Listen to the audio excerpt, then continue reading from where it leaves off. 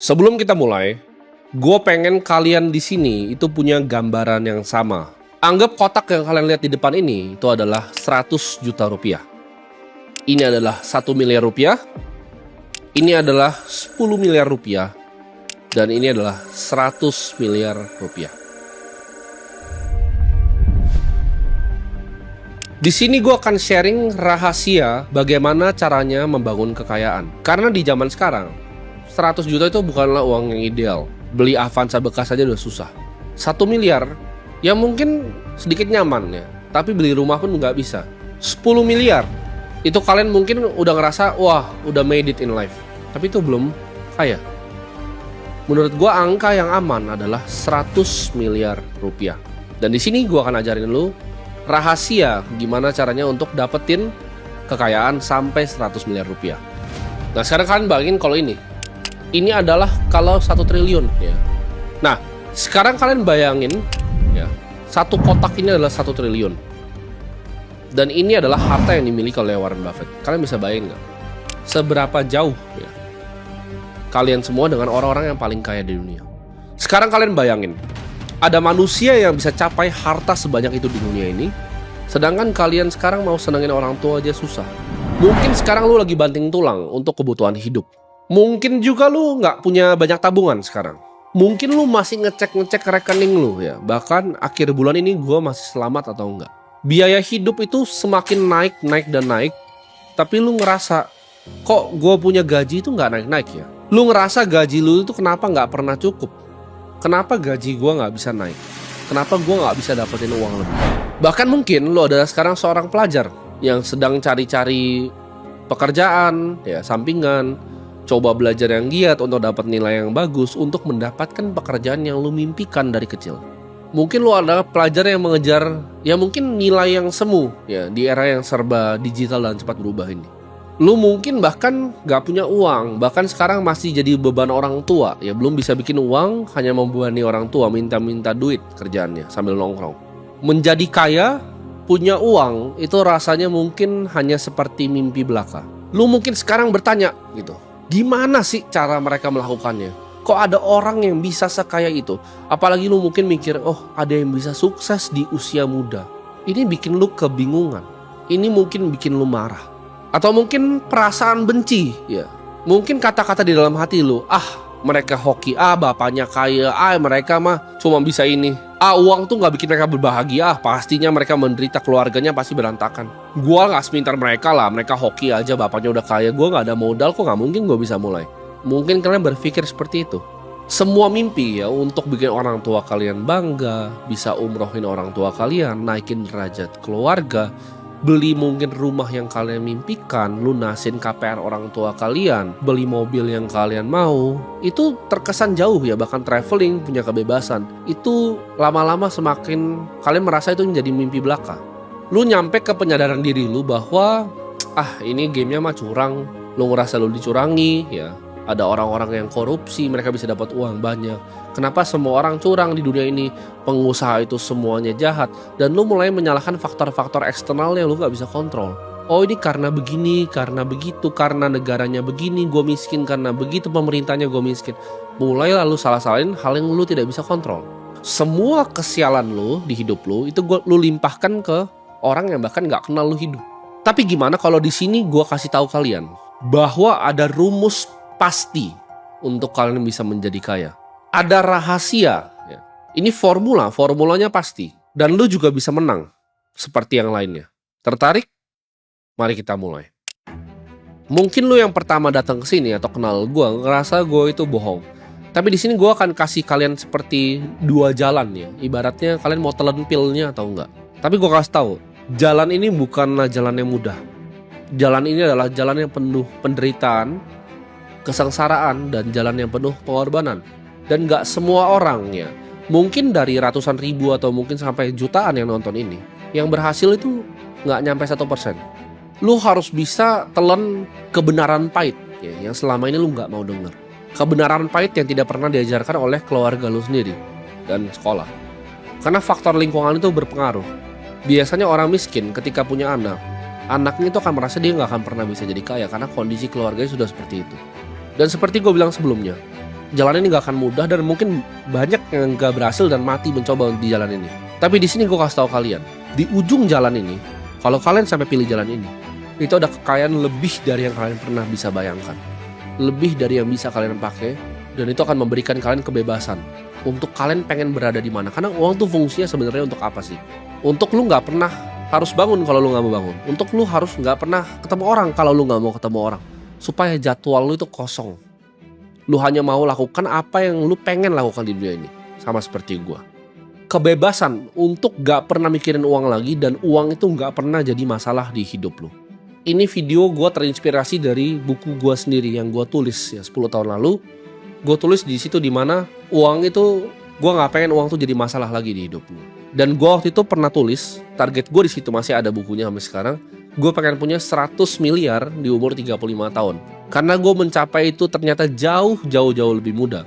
Dan gue berjanji di buku itu, kalau sampai gue capai tujuan gue itu, gue akan bantu sharing ke orang lain apa yang gue pelajari. Dan gue akan sharing isi buku itu di sini. Gue mungkin bukan level kayaknya Warren Buffett atau 9 naga ya.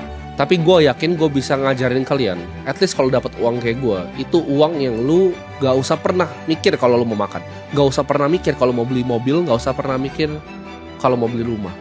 Itu uang yang lu hambur-hamburin juga udah gak habis lagi. Karena gue udah mencapai jauh lebih dari target gue tadi di umur 35 tahun di usia yang lebih muda ya. 10 kali lipat, 11 kali lipat, bahkan 12 kali lipat. Jadi di sini gue mau ajarin kalian untuk dapetin uang more than you ever need ya. More than you ever know what to do even with the money. Ini gue akan pertama breakdown dulu dari pemikiran kalian ya. Karena kalian untuk bisa mencerna video ini, kalian harus punya gelas yang kosong. Karena pemahaman kalian tentang uang ya, dari kecil kalian tahu, kalau kalian belum kaya, artinya pemahaman kalian tentang uang itu salah. Kalian nggak tahu konsep-konsep seperti apa itu uang ya. Kalian pikir uang itu hanya menukar dengan waktu. Kalian juga nggak ngerti uang itu bisa jadi uang lagi. Kalian merasa bisnis itu yang penting punya modal. Bisnis yang penting punya ide. Sekolah juga masalahnya nggak pernah ngajarin kalian begini, dan itu nggak membantu sama sekali ya. Sekarang gue coba tanya ke kalian deh. Ya, kalian coba Google ya. Kalau kalian orang miskin yang merasa bahwa kalian nggak bisa kaya, coba kalian Google how many millionaires are self-made ya. Millionaire itu kalau di USD itu orang yang punya kekayaan 15 miliar rupiah lebih. Berapa banyak? Kalian ketemu ya. Ketika kalian Google tuh angkanya sekitar 79% di semua survei yang ada. Artinya 80% orang ya, hampir 80% orang itu bikin uangnya sendiri dari nol, dari miskin. Kalau mereka juga bisa, kalian harusnya bisa. Cuman kalian nggak tahu rumusnya kan. Lo harus riset ya pemahaman tentang uang yang didoktrin seumur hidup. Lewat apa? Lewat keluarga sendiri, lewat lingkungan, lewat teman-teman ya.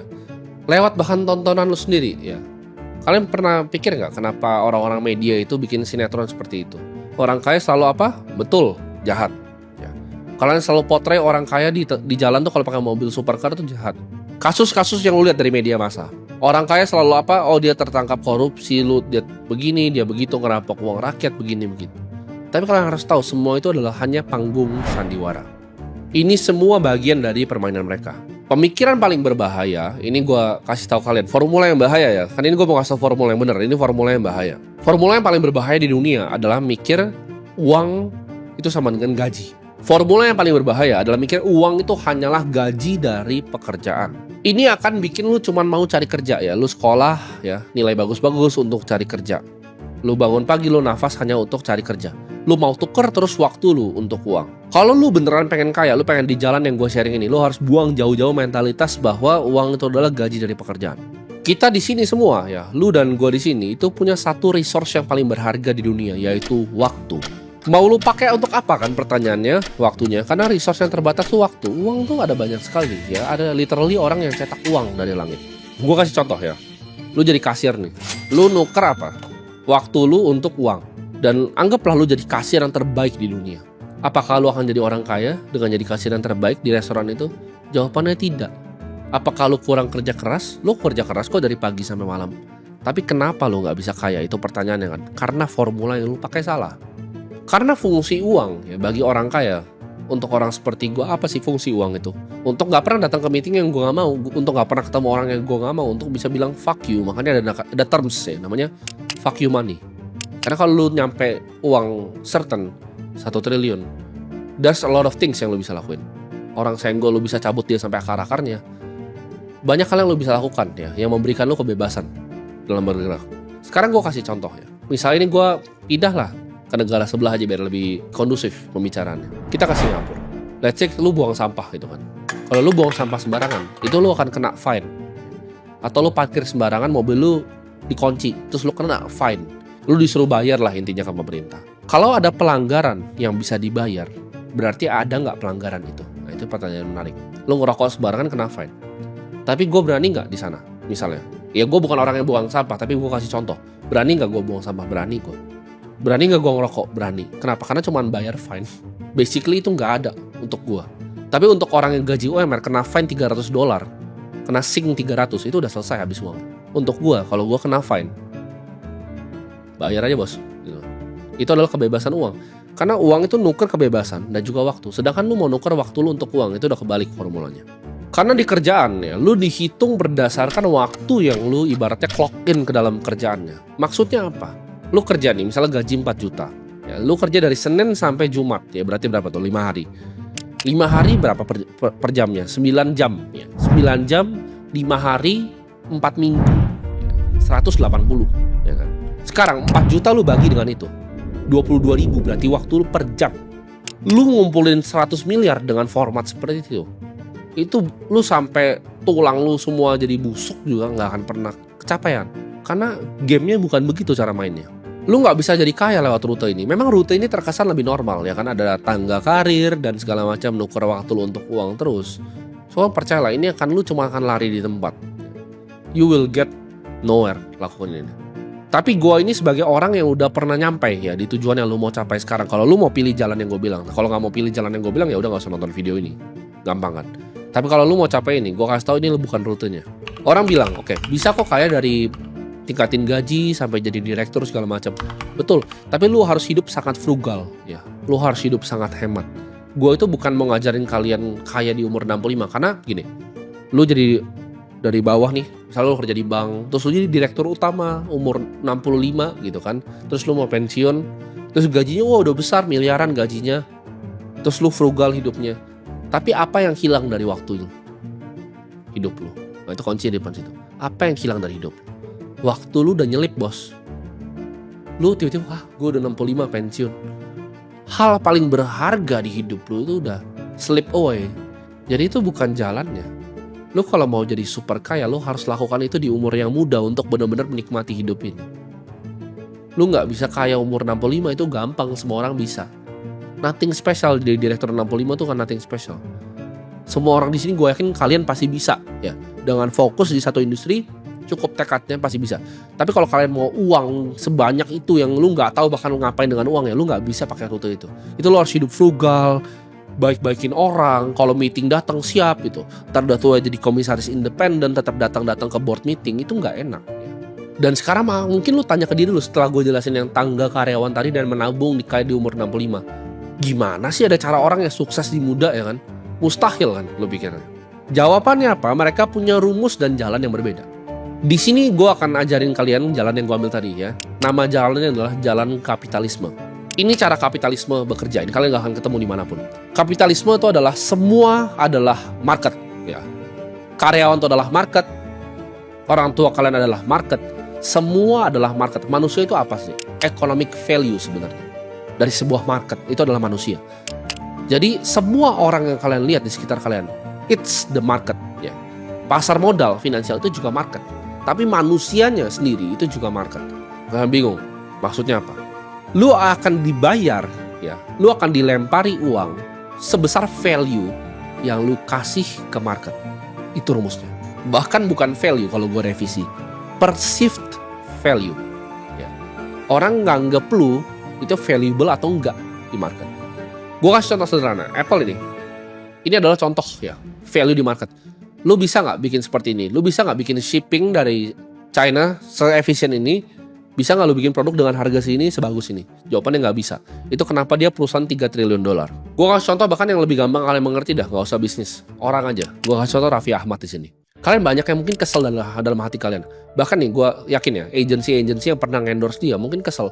Kok dia sekali endorse 100 juta, kok gue gajinya 3 juta. Mungkin anak-anak agensi ini kesal banget gitu. Ih, dia cuman postingnya begini. Tapi mereka lupa, perceived value Raffi Ahmad di masyarakat itu lebih besar dibanding lu orang agensi. Lu itu gampang digantiin, Raffi itu nggak bisa digantiin. Kenapa jurnalis yang kerja di tempat gua yang tulis berita itu uangnya lebih banyak dibanding office boy? Karena semua orang, gua tarik orang asal di bawah, supir gua deh gua tarik sini, suruh ngepel, bisa jadi office boy. Perceived value di masyarakatnya rendah, atau di market gua sebutnya kapitalisme. Kalau misalnya jurnalis, lu perlu belajar untuk cara nulis dengan baik. Editor video, lu perlu bisa untuk mengoperasikan software seperti DaVinci. Itu ada skill yang masih dipelajari. Akuntan, lu harus bisa, lu harus ngerti perpajakan, lu harus ngerti bikin buku. Sedangkan office boy cuma ngepel, semua orang bisa. Ya. Jadi kalian paham di sini, perceived value lu di masyarakat itu sebesar apa? Gue kasih contoh artis lagi. Kalian pasti ngerasa mungkin beberapa waktu ya, selain Raffi Ahmad tuh banyak yang dulu terkenal, tapi sekarang udah lebih nggak terkenal. Karena value-nya mereka apa di masyarakat? Yaitu entertainment, ya, media dan entertainment. Masyarakat suka untuk nontonin keluarga-keluarga mereka. Tapi kalau yang nggak bisa bertahan di atas, akibatnya apa? Market akan value mereka lebih rendah, paham nggak? Makanya artis itu berganti terus. Ya. Siapa yang bisa stay on top itu sulitnya minta ampun. Karena ini free market, bebas, semua orang boleh untuk jadi artis ya kan. Asal lu mungkin ganteng, lu bisa ngomongnya bagus, lu bisa jadi artis. Perceived value-nya tinggi di masyarakat. Karena di permainan kapitalisme ini pemenang akan dapat semuanya. Jadi kalau Raffi itu pemenang di artis, dia akan dapat semua kuenya. Penting. Kalau lu trader yang paling jago di market finansial, lu akan dapat semua kuenya. Kalau lu Ken Griffin Citadel, lu bisa dapat semua kuenya. Ya. Ini bukan seberapa keras lo bekerja. Kayak gue bilang tadi, OB itu kerja lebih keras lo mungkin. Dia bangun lebih pagi, ngangkatin galon, capek, bolak-balik. Tapi kenapa jurnalis yang cuma duduk bisa dapat uang lebih banyak? Sederhana. Jawabannya perceived value. Jadi kalau lu mau dapat uang sebanyak-banyaknya, tingkatin value lu di market. Nah pertanyaan emasnya sekarang lu mikir gitu. Oke ya, gue ngerti. Tapi gimana caranya gue bisa tingkatin value gue di market? Jawabannya, kalau ini kan gue mau bilangnya kaya dari usia yang muda ya. Lo harus cari industri yang paling revolusioner untuk create sebuah value. Contohnya Rockefeller zaman minyak, kayak gue sering bilang, Vanderbilt zaman dulu, Bill Gates dengan softwarenya, Airbnb. Lo harus di industri paling depan. Karena capital yang berani diresikokan sama para investor ya, di industri yang paling depan, industri masa depan itu banyak ya. Namanya kita sebut risk capital. Capital yang siap untuk rugi. Mereka berani untuk betting the next Amazon, the next Microsoft besar ya. Dan lo bisa mendapatkan uang di sana. Gue kasih contoh usaha sederhana ya. Usaha ini akan gue pakai idenya yang gue miliki untuk kita bahas sampai akhir. Mau buat nih misalnya, ini video seperti ini ya. Permasalahan yang gue punya apa sekarang? Gue kalau mau ngedit short form, gue mesti minta editor potong. Tapi kalau lu bisa bikin AI yang perfect potongnya secara konteks dan teksnya nggak pernah salah, udah ada jedak-jeduknya, udah ada ini lengkap semuanya, lu lebih gampang fundraise untuk AI short form itu ya. Kalau lu mau capital raise nih, lu lebih gampang fundraise itu atau lebih gampang fundraise bisnis laundry? Jawabannya AI short form itu akan lebih gampang jauh. Ombak itu akan jadi hal paling luar biasa kalau lu bisa surfingnya dengan benar. Karena orang kaya itu kebanyakan surfing ombaknya cuma sekali. Dia dapat momentum, dia surfing, dia jadi kaya raya. Dia tangkap ombak. Itu pengalaman pribadi gue. Satu ombak ya. Gue cuma ngomong satu ombak itu bisa ngubah semua hidup. Lu mau capital, lu harus bisa selesaikan masalah yang ada di market. Contohnya tadi gue bilang, ini gue kasih ide ya. Tapi ide itu tai. Semua itu tentang eksekusi. Problemnya apa? Oh, gimana cara AI yang bisa motongin video panjang jadi video pendek yang bagus? Kalian dalam buat bisnis itu jangan terlalu kepusingan. Dalam lu mencari masalah di market, jangan terlalu kepusingan untuk mencari ide. Fokus eksekusi. Ide yang bagus itu persis gue sebutnya kayak sepatu basket yang bagus. Lu main basket, ide lu bagus tuh kayak sepatu basket yang bagus. Cuman kalau lu nggak bisa main basket, lu tetap cupu. Sepatu lu semahal apapun, lu nggak bisa main basket, lu cupu-cupu aja. Sama kayak bola. Sepatu bola lu sebagus apapun, kalau lu nggak bisa main bola, lu cupu aja. Kayak ide. Ada yang orang tuh gue bingung gitu. Kalian kayak, oh ini ide gue, teman-teman gue nggak boleh tahu. Ide means nothing, means jack shit. Ini ide gue kasih kalian, ini ide bagus. Makin besar masalah yang selesai di market, makin besar uang yang lu dapat. Coba lu pikir problem yang diselesaikan sama BCA, nampungin uang lu semua, bikin perusahaan bisa transfer gampang ke karyawan, bikin bisa escrow gampang ke Singapura. Itu problem yang besar sekali yang diselesaikan. Makanya keluarga Hartono jadi keluarga salah satu yang paling kaya di Indonesia. Kenapa? Karena perceived value masyarakat terhadap mereka atau market besar sekali. Kalau lu mau jadi kaya, ya lu jangan kejar uangnya, karena uangnya itu nggak bakal datang. Lu harus bisa kejar masalah di industri yang paling depan. Dan ketika lu punya solusinya, ya, lu bikin bisnis seputar solusinya. Ini step yang pertama untuk jadi kaya. Mungkin lu pikir sekarang, anjir, cuman begitu, cari masalah dan jual solusinya. Gue juga tahu kali, tapi itu kan butuh modal. Kan itu perlu pakai coding gitu. Gue nggak bisa coding. Gimana cara gue bikin short form untuk AI? Gue nggak ngerti. Gue ngedit aja nggak bisa. Itu butuh modal. Bukan gue nggak punya skillnya. Nah tunggu dulu ya. Itu lu barusan tadi balik ke pikiran primitif lu di awal video ini yang gue bilang tadi tentang uang. Makanya kalau lu mau nonton video ini, kosongin gelas lu. Ya. Kalau lu udah mikir, oh cuman begitu, gak ada modal nih, gue gak ngerti coding, gak bisa buat AI, lu gak akan bisa ikutin jalan yang gue mau kasih ini. Coba lu diam sejenak, lu pejamkan mungkin mata lu pikir. Mulai dari sini. Problem, masalah. Masalah apa yang sekarang dialami sama lu sendiri? Masalah apa yang dialami sama keluarga lu? Masalah apa yang lu dengar di masyarakat? Yang orang berharap, please coba ada solusinya ini. Yang orang ngerasa ini masalah ini gak pernah ada solusinya. Apa yang market bilang, mereka pengen banget ada, tapi belum ada. Selalu mulai dari problem. Gue bilang tadi, kalau gue melihat ada problem yang gue alami sendiri, yaitu AI yang bisa motong short form secara efisien. Ketika lu udah menemukan problem seperti itu, ya, ini biasanya bahkan problem lu sendiri yang lu selesaikan masalahnya, lu pengen ada solusinya. Nah, ketika lu udah ketemu masalahnya, kita lanjut ke step selanjutnya. Step kedua, yaitu menggunakan yang namanya leverage untuk solusinya. Archimedes pernah bilang, "Give me a lever long enough and a place to stand, and I will move the earth." Artinya apa? Kasih gua pengungkit yang cukup panjang, kasih gue tempat berdiri, dan bumi akan gue gerakin. Itu adalah kekuatan dari leverage, ya. Pengungkit.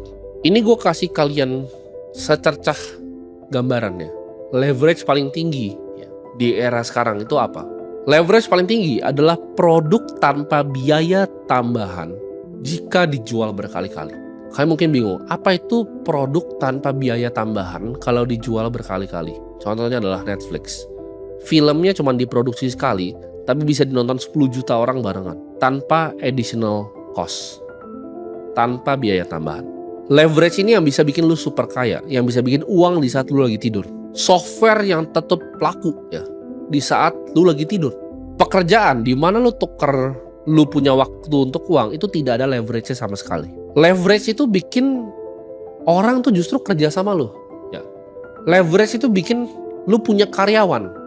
Dari hasil produk ya, solusi yang lu jual tanpa ada biaya tambahan per marginal cost of produknya. Keuntungan dari situ lu pakai untuk bayar waktunya orang. Itu adalah leverage. Orang kerja untuk lu. Itu leverage. Ini gue kasih gambaran ya, bisnis yang punya leverage, solusi yang punya leverage. Oke, masalah orang apa? Masalah orang adalah misalnya contohnya dia nggak bisa ngiklan. Lu bikin advertising agency. Ya, itu menyelesaikan masalah. Solusi kan yang lu jual. Ke 10 klien gitu. Satu klien 10 juta selama 100 juta. Congrats ke diri lu sendiri. Lu baru dapat pekerjaan yang sangat mahal aja. Itu bukan leverage. Tidak ada leverage di sana karena lu mesti bekerja. 10 klien kerjanya makin banyak, waktunya mungkin lu udah gak bisa tidur lagi by the time lu punya 10 klien. Ya. Lu baru kehilangan leverage di hidup lu. Sedangkan kalau lu bikin software, gimana caranya nembak Facebook Ads ya, langsung targeted the pixelnya. Ini mungkin kalau anak-anak advertising pasti tahu. Itu dia bisa langsung AI, A/B testing ya. Headline-nya apa, copy-nya apa, kreatifnya apa. Semuanya pakai AI itu. Terus dia hitung ROAS-nya ini berapa yang paling efisien. Itu lu bisa jual 10 juta per bulan yang sama ke 100.000 orang sambil lu tidur. Itu leverage, itu lu bisa jadi luar biasa kaya. Paham gak? Kalau lu cuma tuker waktu lu untuk uang, agency, 10 juta per bulan, 10 orang lu kerjain sendiri. Itu lu 100 juta. Itu kaya menurut sebagian banyak orang, tapi bukan kaya yang gua maksud di sini. Tapi kalau lu bisa bikin 10 juta per bulan, itu dikali misalnya gak usah 100.000. 1.000 orang, lu bikin uang per bulan udah berapa? Dengan software AI lu itu. Itu gambaran dari leverage. Itu kenapa Bill Gates bisa luar biasa kaya. Karena semua perusahaan yang gua tahu di gedung ini dari atas sampai bawah, itu pasti ada install Microsoft di sini. Pasti ada pakai Excel. Pasti ada pakai presentation. Delegasi itu juga adalah format dari leverage. Mau lu ngerasa lu yang paling jago di dunia ya. Gue juga dulu pernah ada di tahap yang gue pengen ngedit video sendiri gitu. Mau lu sejago-jago di dunia, percayalah ada orang lebih jago dari lu. Delegasi, ya, format dari leverage. Ketika lu udah lihat sebuah problem di masyarakat. Kayak tadi, orang nggak bisa potong ngedit ini dengan cepat ya. Lu bikin solusinya, lu coding gitu, lu buat solusinya. Lalu lu balut solusinya dengan leverage tadi. Produk yang tidak ada biaya tambahan per 1 unit dari costnya. Itu lu akan jadi luar biasa kaya dan uang itu akan dilemparin ke lu. Nah sampai tahap ini aja sebenarnya lu udah bisa mendapatkan 100 miliar. Tapi kan video ini gue mau bahas rahasia beneran tentang uang ya. Jadi yang gue mau kasih ini nggak cuman di depan, tapi ini yang pengetahuan gue pribadi tentang uang. Ketika lu udah punya bisnis, gue sebutnya ya, usaha ini tadi, ada problem di masyarakat beneran, lu berikan solusinya ke mereka, lu balut dengan semua leverage yang gue sebut tadi. Dengan pengungkit tadi, saatnya masuk ke part 3. Jadi kaya raya mampus luar biasa kaya. Lu bakal mikir, mungkin gue ngomong, oke, abis bikin duit dari bisnis lu investasi gitu. Enggak. Gue nggak bahas tentang itu. Itu semua orang juga tahu. Tapi ini gue akan kasih rahasia kenapa Pak Prayogo Pangestu bisa jadi orang paling kaya nomor 1 di Indonesia. Kenapa gue bilang tadi, keluarga Jarum, Hartono family itu bisa jadi kaya sekali di Indonesia. Ini adalah tahap paling akhir dari sistem kapitalisme ini. Kalau mesin lu udah jalan, gue sebutnya mesin aja deh. Mesin lu udah jalan, yang tadi gue bilang, kuncian tadi ada leverage-nya, semua udah jalan, udah ada karyawannya, udah ada sistemnya, udah ada manajemennya. Ketika mesin lu udah jalan, bikin orang lain tertarik untuk punya bagian kecil dari mesin lu. Itu rahasianya. Hal paling berharga yang lu punya dalam bisnis lu, itu adalah equity atau saham, kepemilikan lu di dalam bisnis lu sendiri. Ini yang bikin orang tuh bisa jadi super konglomerat. Mereka memanfaatkan market yang paling efisien, yaitu pasar modal. Gimana caranya mendapatkan uang publik untuk monopoli pasarnya lagi? Ya, ini yang Warren Buffett lakukan. Awalnya dia bikin tadi yang gue sebut tadi. Ya. Ketika dia punya asuransi, menyelesaikan masalah orang, kalau orang ketabrak mobilnya dia cover, ya kan? Itu masalah terus dihitung pakai aktuaria untuk mendapatkan floatnya. Itu adalah masalah yang diselesaikan dengan solusinya dia berupa Geico. Dapat uang. Dia buat ini dalam format Berkshire Hathaway. Lalu apa yang dia lakukan? Dia bikin orang lain tertarik dengan kepemilikan Berkshire Hathaway. Jadi uang ditaruh ke dia, uang dari asuransi masuk ke dia, uang publik masuk ke dia bebas berinvestasi. Dia bebas untuk mendapatkan return on invested capital, ROIC. Bikin orang lain pengen berpartisipasi dapat bagian kecil dari equity lo. Ini hal yang powerful sekali. Kenapa? Contohnya seperti ini. Gue punya perusahaan nih, saya gue punya bank ya. Gue punya bank yang sudah IPO. Gue janjiin nih ya, 3 bulan lagi gue akan ada program seperti ini. Gue akan develop misalnya aplikasi wealth management seperti ini. Gue ngomong tuh di shareholders meeting, gue taruh di presentasinya, earnings call gue kasih tahu juga target gue mau seperti apa. Apa yang terjadi dengan publik? Kalau publik percaya dengan gue sebagai manajemen, dia akan kasih uangnya kan. Ketika dia kasih uangnya itu baru gue pakai untuk bikin produknya beneran. Ngerti gak lo? Ini gila banget gitu. Jadi lu bisa janjin sesuatu, lu dapat uang dulu baru lu bikin. Terus ini cycle ulang terus. Ketika lu tepatin janjin lu bisa janjin sesuatu yang lebih besar lagi. Karena dunia ini semua itu panggung sandiwara, dan gue kasih tau, it's all a Ponzi scheme. Semua di market finansial itu adalah Ponzi scheme. Orang janjin dulu dapat uangnya baru dia buat. Orang janjin dulu dapat uang baru dia buat. Tapi bedanya dengan skema Ponzi yang scam adalah, kalau yang scam itu meledak karena uangnya dibawa lari. Kalau ini uangnya nggak dibawa lari, tapi skemanya itu sama. Lu janjin orang dulu. Itu kan perusahaan TBK seperti itu. Oke, gue ada tanah sebesar ini, saya akan bangun loh. Belum saya bangun, tapi orang udah berbondong-bondong untuk beli sahamnya. Paham gak kalian? Ini salah satu yang disebut naga juga nih. Usahanya seperti itu. Dia janjiin, oke, saya punya tanah sebesar ini nih, ya. Saya akan develop sekian. Kalian hitung ya, per meternya itu rumah itu bisa misalnya 15 juta sampai 20 juta per meter. Tanah land bank saya sebesar ini. Saya akan develop. Kamu percaya gak saya akan develop? Oke, saya percaya karena kamu naga. Saya kasih uangnya. Akhirnya apa? Jadi ke develop beneran. Itu stage akhir dari kapitalisme. Lu manfaatkan uang dari publik. Karena setiap kali lu beli saham, yang menang tuh siapa? Yang punya sahamnya. Ya. Ini kenapa orang miskin tuh sebenarnya kalau gak punya mindset yang sulit kaya. Ketika lu belanja ke supermarket, yang punya supermarket tuh orang kaya. Ketika lu dapat gaji, ya lu dapat gaji nih. Lu oke, saya mau berinvestasi. Lu mau berinvestasi, lu investasi ke siapa? Orang kaya lagi, dia lagi yang lu sumbang. Lu sumbang semua uang lu, semua energi lu ke dia. Karena lu tidak mengerti framework yang gue ajarin di sini. Ini spiral kekayaan yang menuju tak terbatas kayak tadi. Gue punya lahan, gue mau develop begini, minta uangnya dulu. Ini yang dilakukan sampai level tertinggi, Nvidia. Oke, gue mau buat chip Blackwell, sahamnya Duret. Oke, dia punya duit untuk research and development, akhirnya jadi beneran chip Blackwell-nya. Kenapa Jensen Huang bisa sekaya itu? Karena dia punya bagian ya dari semua Nvidia. Dia punya equity. Equity is the most important thing yang lo harus punya. Dia master dari semua yang gue bahas di sini. Ibarat kalau dulu ada gold rush, orang nyari emas, dia itu yang jual shovelnya. Semua orang berbondong-bondong ke AI. Oke, problemnya apa? AI itu membutuhkan chip yang sangat luar biasa baik. Dia create solusinya, keluarin Blackwell, jeder. Microsoft beli banyak. Dia dapat uang. Lalu dia janji lagi mau bikin apa ke depannya. Dia dapat uang, ntar jadi kenyataan beneran. Ya. Itu siklus spiral menuju orang paling kaya di dunia. Makin besar perceived value lu. Jensen Huang itu value-nya besar sekali.